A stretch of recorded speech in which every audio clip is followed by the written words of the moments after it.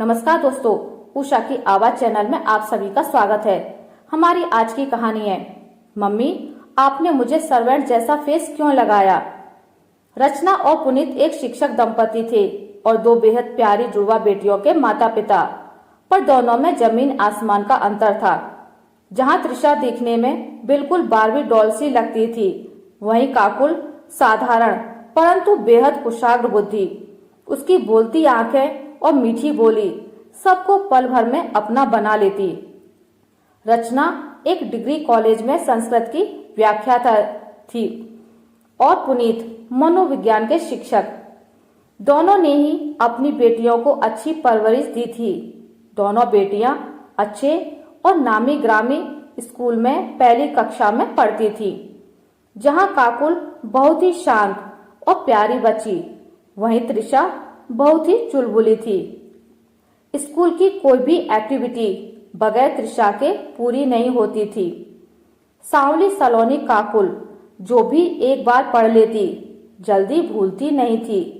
हमेशा top rank बच्चों में उसका नाम आता, पर जब भी स्कूल में कोई भी फंक्शन होता तो उसे कभी टीचर सेलेक्ट ही नहीं करती। दर्शकों की भीड़ में बैठी अपने क्लासमेट्स को बड़ी हसरत से देखती और ताली बजाती। वो अक्सर अपनी माँ से पूछती कि मैम मुझे कभी क्यों नहीं लेती मम्मी, एक बार कहिए ना उनसे कि मुझे भी चांस दें। ओके बेटा, मैं मैम से जरूर कहूंगी, रचना ने काकुल को आश्वासन दिया। माँ की बात सुनकर काकुल की आंखें खुशी के मारे जुगनू सी झिलमिला उठी। रचना ने भी एक दिन पेरेंट्स मीटिंग में उसकी क्लास टीचर से उसकी तीव्र इच्छा देखकर प्रार्थना की, मैम एक बार काकुल को भी मौका दीजिए, उसे भी एक्टिंग बहुत पसंद है। टीचर ने एक उचटती सी नजर डालकर रचना को आश्वस्त कर दिया, डोंट वरी मैम, अब की बार काकुल को जरूर मौका दूंगी। एक दिन रचना तबीयत खराब होने के कारण हाफ डे लेकर जल्दी घर आ गई। माँ को घर देखकर त्रिशा के साथ काकुल भी खुशी से दौड़ती हुई रचना के पास आई। मम्मा आज पता है मैम ने मुझे भी प्ले में सेलेक्ट किया है, द स्लीपिंग ब्यूटी, प्रैक्टिस भी की थी, आपको दिखाऊं। काकुल आज रोज से ज्यादा थोड़ी खुश थी। तब तक पुनीत की भी घर वापसी हो चुकी थी।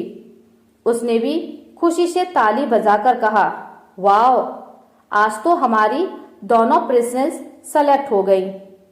अब मम्मा और पापा दोनों ही प्रैक्टिस देखेंगे और शाम को आइसक्रीम भी खाने चलेंगे।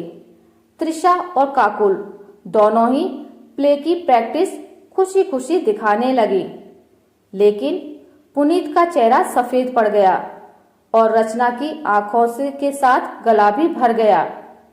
त्रिशा को प्रिंसेस का रोल मिला था और काकुल को नौकरानी का। त्रिशा भी पूरे जोश में हुक्म दे रही थी और काकुल उसे निभा रही थी। अरे ये काकुल को कैसा रोल मिला है त्रिशा, रचना ने त्योरिया चढ़ाकर पूछा। सर्वेंट का, क्योंकि ये ब्यूटीफुल नहीं है और सर्वेंट लोग ऐसे ही लगते हैं, त्रिशा ने थोड़ा मासूमियत से कहा। पर काकुल को इस बात से कोने में जाकर सिसकियां लेकर रोने लगी। मम्मी आपने मुझे सर्वेंट्स जैसा फेस क्यों लगाया, उसने भरी आंखों से रचना से पूछा। अगर आपने मुझे त्रिशा जैसा फेस लगाया होता तो मैं भी प्रिंसेस बनती ना बेटा, आप तो हमारी सबसे क्यूट और प्यारी प्रिंसेस हो, पुनीत ने बाहें फैलाकर कहा।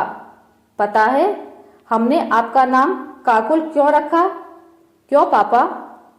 क्योंकि आपकी आंखें बिल्कुल हिरन जैसी हैं और वो अपने पापा के दुलार से सब कुछ भूल गई। उन दोनों मासूमों को ये ज्ञान भी नहीं था कि वो क्या कर रही हैं और उनके माँ बाप के दिल पर क्या बीत रही है।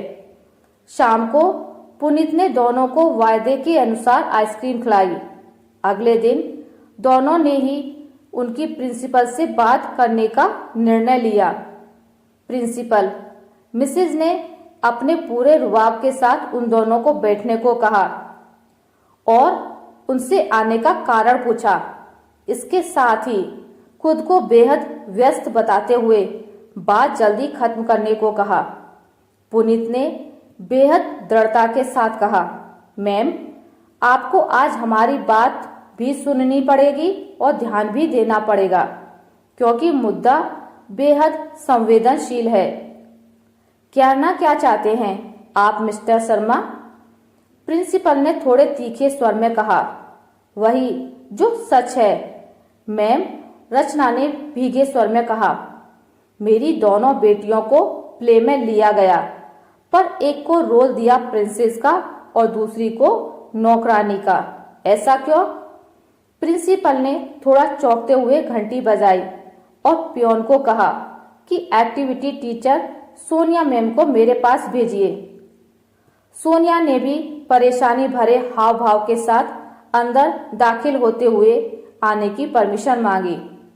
मिस सोनिया, क्या मिस्टर शर्मा की शिकायत सही है या नहीं? प्रिंसिपल ने प्रश्न किया।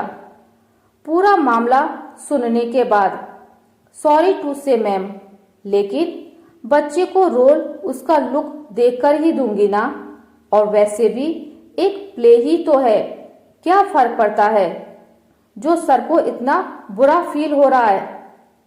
बहुत ज्यादा फर्क पड़ता है मैम, इसलिए नहीं कि दोनों ही मेरी अपनी बेटियां हैं, और अगर काकुल को दिया जाने वाला रोल किसी और बच्चे को मिलता तो भी मेरी सोच यही होती जो इस समय है। रचना बोली, बात बाल मन पर पड़ने वाले हम बड़ों के गलत व्यवहार की है। अगर मेरी जगह आपकी बच्चियां होती तो क्या आप दूसरी बेटी को उसके साधारण लुक्स के कारण नौकरानी के रोल के लिए चुने जाने का कारण बता पाती? पुनीत ने थोड़ा ठहरकर कहा, ये बच्चे हैं बेहद कोमल मल वाले और कच्ची मिट्टी के जैसे। अगर हम लोग उनके मन में ऐसी घटिया बातों के बीज रोपने लगे तो बाकी लोग क्या करेंगे? जिम्मेदार नागरिक होकर भी हम उन्हें दूसरे से खुद को कमतर मानने की सीख दे रहे हैं, और स्लीपिंग ब्यूटी जैसे प्ले से क्या सीख मिलेगी?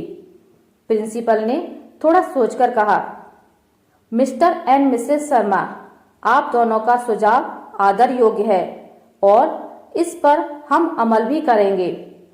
अगले दिन त्रिशा और काकुल स्कूल से घर वापस आई। अब रोल बदल गया था उन दोनों का। अब किरदार झांसी की रानी और उनकी सखी झलकारी बाई का था। वो दोनों बहुत खुश थी और इस बार उनके माँ पापा भी खुश थे। आशा करती हूँ आपको मेरी आज की कहानी अच्छी लगी होगी। अगर आपको मेरी कहानी अच्छी लगी है तो इसे लाइक करें, ज़्यादा से ज़्यादा शेयर करें, और अगर आप मेरे चैनल पर नए हैं तो इसे सब्सक्राइब करना ना भूलें। मिलते हैं एक नई कहानी के साथ, तब तक के लिए नमस्कार।